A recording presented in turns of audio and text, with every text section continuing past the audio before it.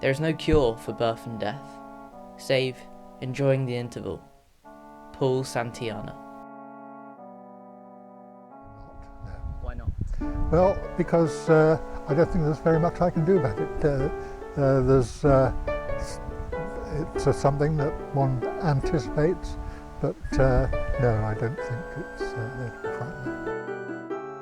Acknowledge I don't believe that our spirit moves to another body.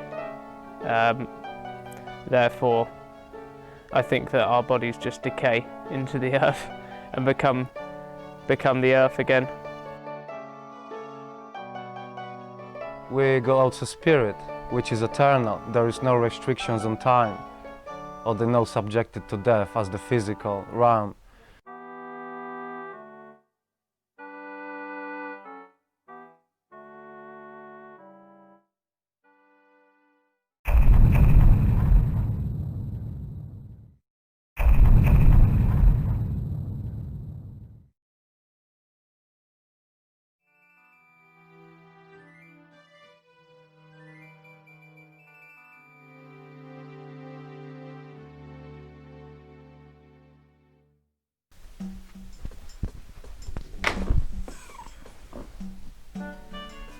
Death.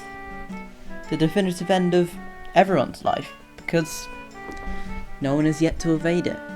We are born, we grow up, and then we die. See, the Google definition of death is the action or act of being killed or dying.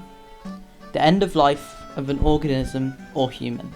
Yet, religion, changes in society, and major events have proved that death can't really be confined to a simple Google definition. Even my experience of death is a little different from the norm. Hello, Dad. Hello, Jacob. So, Dad, tell everyone what your career is. I'm a funeral director and a memorial mason. So, from a young age, I have been surrounded by all things death, creating a slightly odd fascination. Which leads me to the question I'm asking today. How have our perceptions of death changed over time? And what better place to start than the beginning of man?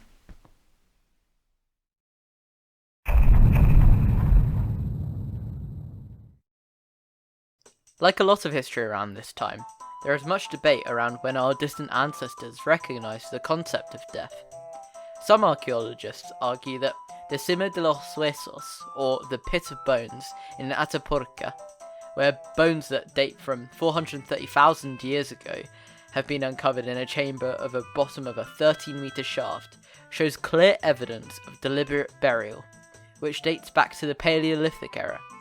However, other archaeologists argue that these bones could have got there through a cave collapsing or moved by floodwater.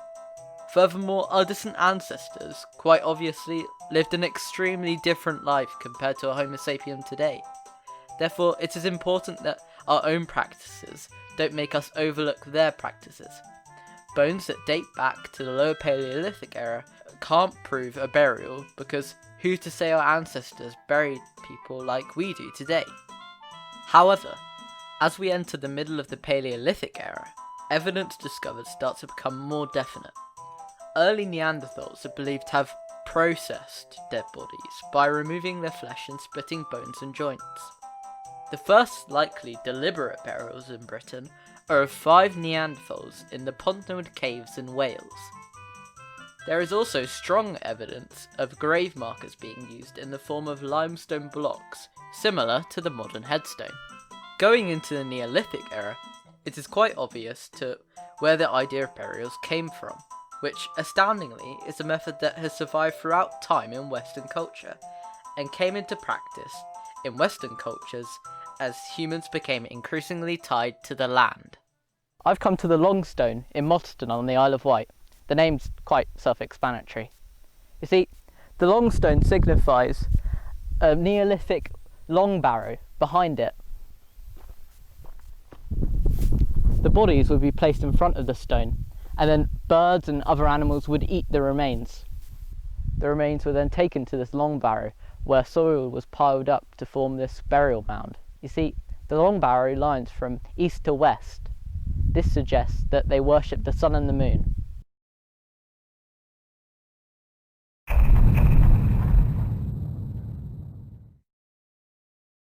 On the surface, it seems the classical era only added to the foundation of the early humans' perception of death.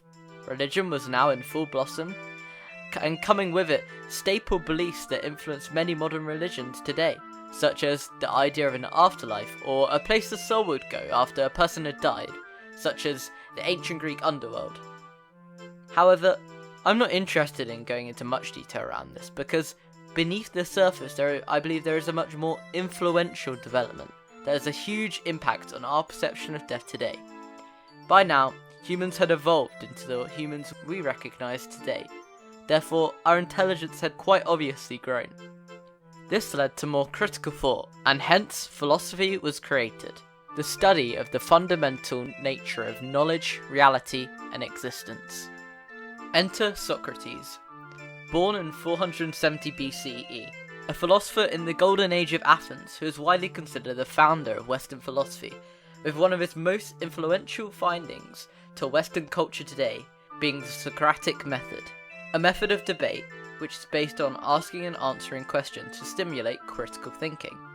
The Socratic method is used today in discussions around law, English, history, and ethics. But most importantly, it formed the basis of scientific method, which I will go on to later. So, what has this got to do with death? Well, quite a lot actually. Death, being a major event in human existence, plays a major role in philosophical discussion. Through Socratic method, Socrates challenged the ancient Greek belief of an underworld and the common fear around death.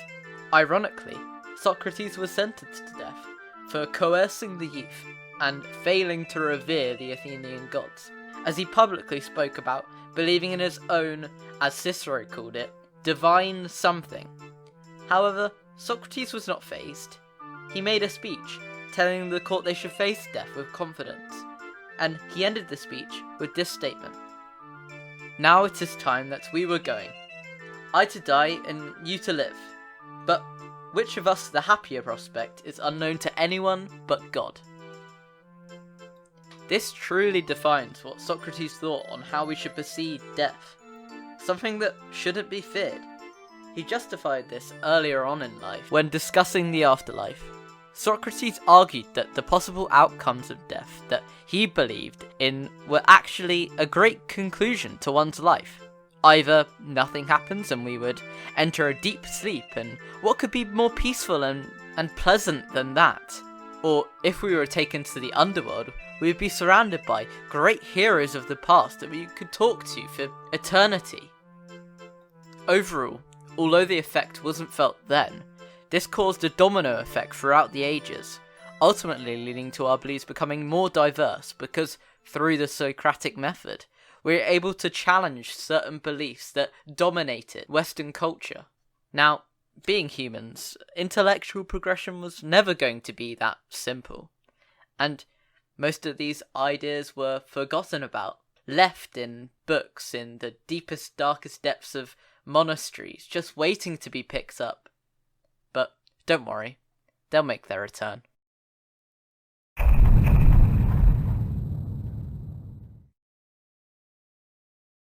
This is believed to be the earliest illustrated English mortuary roll made between 1225 and 1230.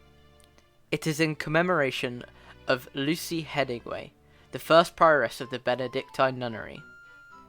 It clearly shows Christian imagery in framed scenes, such as the crucifixion beside the Virgin Mary and angels carrying what believes to be Lucy's soul up to heaven. I have shown you this manuscript because I believe it effectively presents a perception of death that was extremely prevalent within Western Europe in the Middle Ages. The belief in heaven, hell, and purgatory. This was, as you may know already because it still is today, tied to Catholicism, the most prevalent religion within Western Europe at the time. In most countries, Catholicism was the only way, And because the state was tied to the church, every part of a person's life was tied to Catholicism, including death. This power was subsequently abused by the church. Through Bible readings and teachings, the church instilled a fear of ending up in hell, or even worse, purgatory, a place or state of suffering where dead souls would go if they hadn't gotten rid of their sins.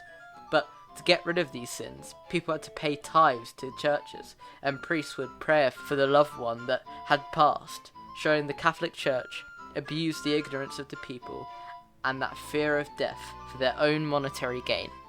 Now, you may ask, surely someone would come along and challenge them. What about the Socratic method? Well, that was prevented because the church controlled universities, meaning they controlled the ideas of the intellectuals, only teaching them things that fit with Catholicism, such as the four humours.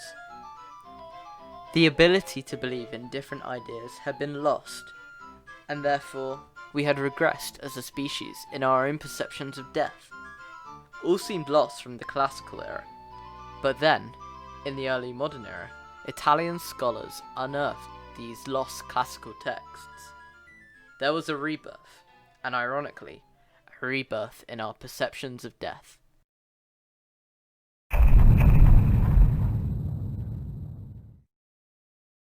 As you may already know, Renaissance is a French word for rebirth, quite ironic in a documentary about death. However, with the discovery of the classical ideas that went against the Catholic Church's teaching, suddenly progression within the sciences and philosophy skyrocketed, which ultimately led to even more questioning of religion in the early modern era, and the diversity within our perception of death to increase.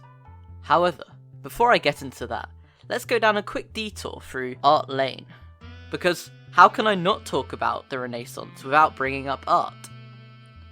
I believe, although death had been presented in art before, the Renaissance was the first time death was being explored as an abstract concept, giving us a clear insight into the artist's perception of death. Take The Three Ages of Man by Titian.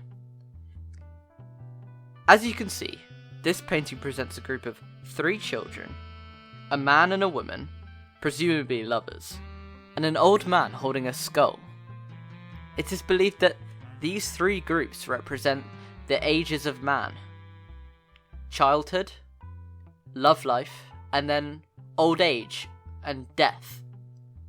It's believed Titian is trying to represent the brevity of life, an abstract concept that would never have been explored in the Dark Ages, showing that our perceptions around death were moving away from the concrete ideas of the church, becoming more abstract and diverse. Anyway, back to the main subject at hand.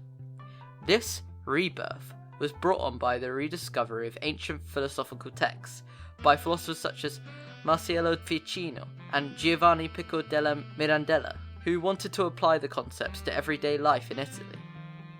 Ultimately, this caused more scientific discovery, which went against the church's Christian-friendly view of science.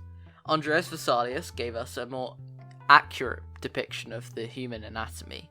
Isaac Newton made the groundbreaking discovery of gravity, and René Descartes made the important connection between geometry and algebra. All this affected our perception of death because it ultimately led to the emancipation of church doctrine, leading to more diversity and individuality within our perceptions of death, as we were beginning to question the church's intellectual credibility. This was further challenged by the introduction of scientific method by Sir Francis Bacon, based on the Socratic method, which involved the formation of a hypothesis to answer a question and carrying out a test to see if your hypothesis is correct. This led to more questions of the concept of heaven and hell, meaning our perceptions of death were starting to separate from the church, a big turning point in human history. The end of the early modern era saw the rise of the intelligentsia, a new social class within society made up of intellectuals who had a lot of cultural and political influence. Through the mass publication of books, journals, and articles, they were able to articulate and spread their beliefs and findings. This again did a lot to diversify our perceptions of death, because there was no longer one book telling us where you were going to go when you died, and these articles provided an alternative belief that was backed up by respected intellectuals. This formed the foundation for our perception of death in the late modern era.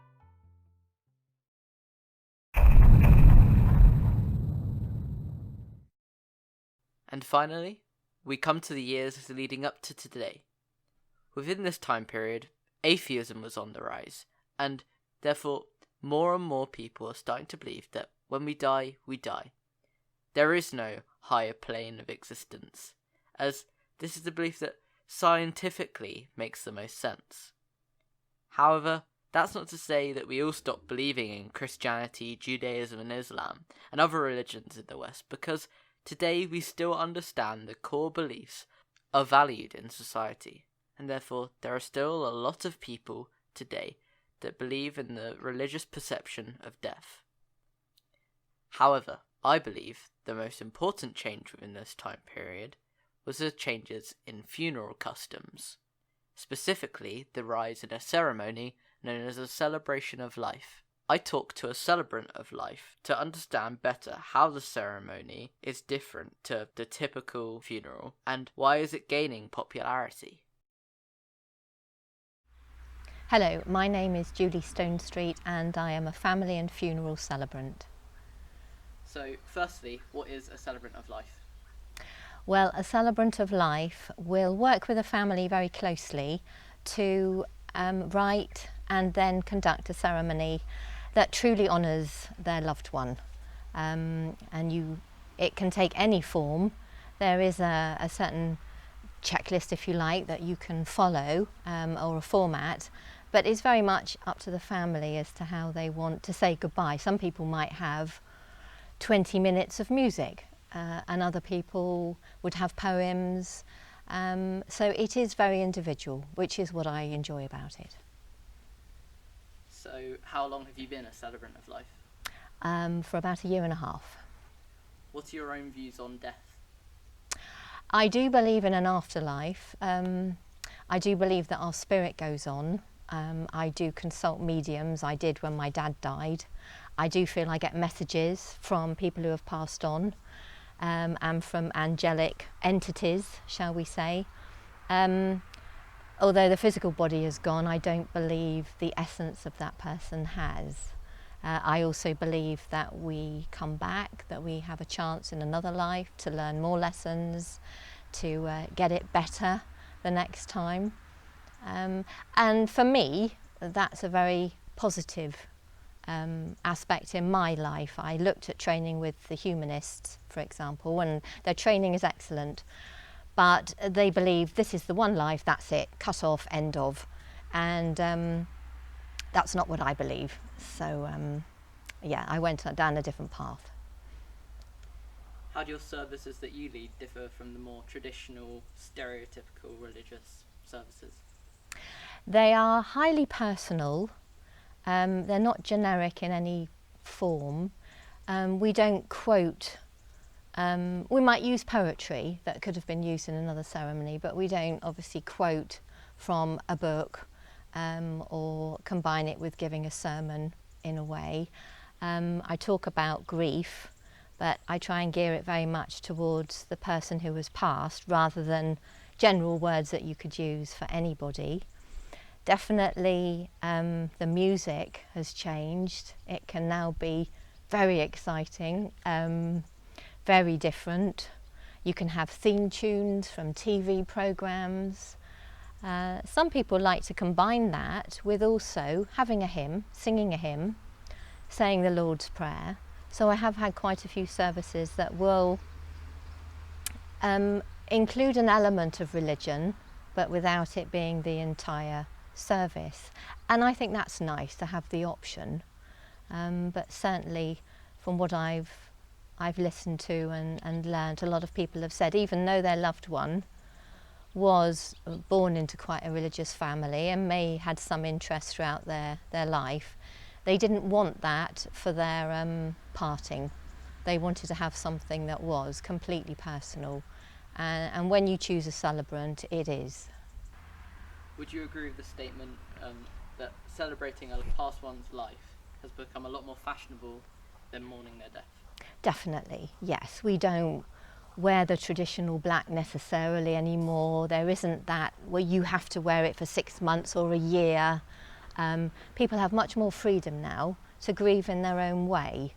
There's lots and lots of information online as to the grieving process. So people aren't saying, right, well, after 6 months you should have got over it. There is so much help and support, and it takes you through all the stages of grieving. Yes, it has changed greatly, for the good, completely. I can't think of anything that I would think, oh, yes, let's go back to the old days. It is so much better now. People are allowed, there's even online what to say to someone at a funeral and what not to say. Don't say they're in a better place, or don't say you need to be strong. And there are all these things that you can say that will help and comfort people, and other things that won't. But I think that overall we're in a much better place than we were, but still as a society we don't talk about death. We don't discuss it. People don't really want to know. I am looking into the future to hold death cafes, which is not a bereavement service and it's not intended to comfort, but it's just for people to get together and talk about death, because it is going to happen to us, to somebody that we love and care about, to many people. And I think to talk about things and be prepared helps a lot. And then it's not so much of a great shock when it suddenly happens. You've at least had some discussion. Another factor that I believe caused this increase in celebrating one's life rather than mourning it were the world wars of the 20th century. World War I saw 20 million deaths, with 10 million of those being civilians. Furthermore, the narrative that led to war was confused and separated from the countries that fought the major battles due to the alliances within Europe. Soldiers on both sides struggled to understand why they were killing each other. Poems such as Exposure by Wilfred Owen, who died on the front line a week before the armistice, really highlight the belief that war was futile, with lines such as, "But nothing happens. Is it that we are dying?" and "We turn back to our dying." Overall, this heavy loss of humanity really made us value our lives more. This was only to be repeated again 21 years later with the outbreak of World War II. A further 70 to 85 million were killed, and the horrifying atrocities of the Nazis were brought to the centre stage for everyone to see, leading me to believe that people realised further what their life was worth. The fascination around death that was explored in the Renaissance has survived into the modern age, even showing up in modern art forms, including video games. The Legend of Zelda Majora's Mask was released on the 27th of April 2000.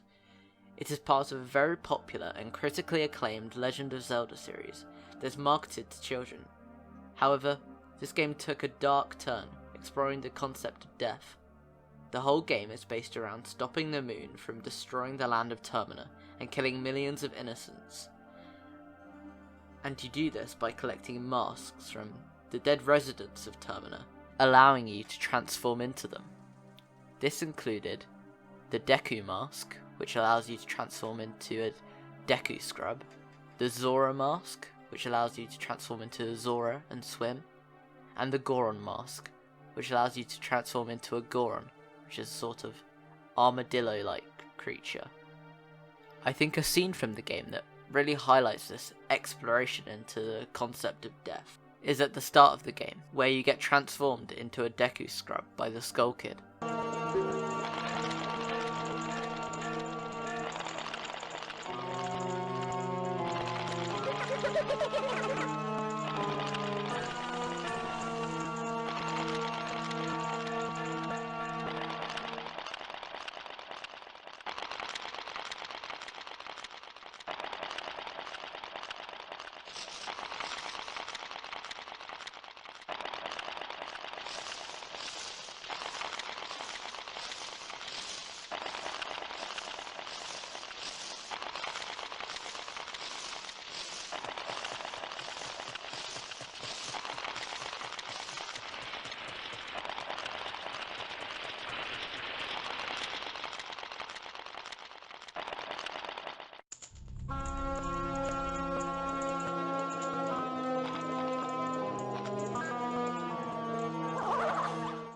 and you pass what seems to be a dead tree with eyes and a mouth. Later, when you talk to the Deku butler with the Deku mask on in the Deku Palace, he tells you look oddly familiar to his son, who went missing a couple of days ago, and he used to love playing chase with him. At the end of the game, you see that same butler, crying over that shrub you passed at the start. Now, I can sit here and tell you about the modern perception of death, but I think it would be more beneficial if you heard it directly from the generations of today. In your eyes, what is death?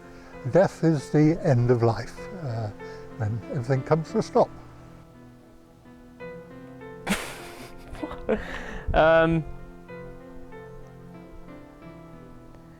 In my eyes, death is the end of life. We for some time appear to our things, and eventually time comes to an end and we have to die, and something new become born, and yeah. Nothing happens after we die. I've heard many theories on what happens after we die, but because I like to base my opinions on scientific knowledge, I don't believe that our spirit moves to another body. Therefore, I think that our bodies just decay into the earth and become the earth again. When your flesh dies, your spirit lives, and because it's eternal. And in my case, as a person who believes in Christianity and Jesus and all the things, it's just a beginning of the journey. Always is the eternity. So, yeah, basically life after death. I think nothing. I think the mind and everything else with the body shuts down, and there's nowhere else to go. Has someone close to you died? Yeah, many times. Yeah. How does that make you feel? Be honest with you, there's not much feelings much to it, you know, because this interesting subject. When somebody dies, most people, they go grief and they cry and won't see the person and think, but really, what they're doing, their own selfishness inside, because they cannot enjoy the person anymore and stuff, is actually keeps all the people to actually go and you know, and Has someone close to you died? And if so, how does that make you feel? Yes, they have. I am an ex-military man. I fought in the Falkland Wars in 1982, and a number of my friends, very close friends, were killed in that action. And yes, it makes one feel very reflective and very sad. Yes, a couple of close relatives have died in the last few years, and it makes me it made me feel more supportive towards my family and friends. Less, I wasn't as upset as I thought I'd be. I was more celebratory of their lives than I was upset about their deaths, which is a good thing, I think. Have you thought about your own death? Yes, I have. I've one or two medical issues come up of late that have focused the mind somewhat, and yes, I have considered it quite closely. Yes, loads of times. What? So. I think I'm going to die of a heart attack one day. Okay. That's my thoughts. I don't know why, but I think I will. Yeah, every day, because I need to die every day to my own self. But as a physical one, yeah, many times, but it doesn't bother me much. And you see, when you it's like me. In my case, I know I've got so many things to do still. I know I'm not gonna die tomorrow. I know what I have to do, and I still got many things to do. So it doesn't matter what, I would not die. So, you know, and I know the death is take short time. Yeah. You see, torment, torture, those things, they're actually much worse than death or living itself. Yeah. You know, it's it's hard. So. Yeah. So So death is easier as well to us. I'm not really worrying, and I know where I'm gonna end up on Yeah. the end. As I said earlier, spirit is eternal, and so So you'd say you're afraid of death? At the moment, yeah. I am at the moment. No, I'm not. No. Why not? Well, because I don't think there's very much I can do about it. It's something that one anticipates, but no, I don't. no, Death. no, because it's like you see in with those things, because we from, as I'm gonna say again, body, spirit, and the soul. You see, on the planet Earth, you need suit, which is as a body, your flesh. Yeah. If you go to the space, you need space suit. If you go under the water, you need diving suit. Yeah. So basically, this is what flesh is. Finally, do you believe your age has affected your perception of death? Very much so. As one grows older, you get to feel more reflective, more thoughtful about yourself, and yes, I think it does make a big issue. Yeah, I think if you meet a lot of older people who are less scared of death because they've had a longer life to come to terms with it, especially if they've seen it with their own relatives and family and friends, I think that desensitizes you to death more. And when you're younger, you want your life to be long, so that's why death scares you, because then it will stop your life being long.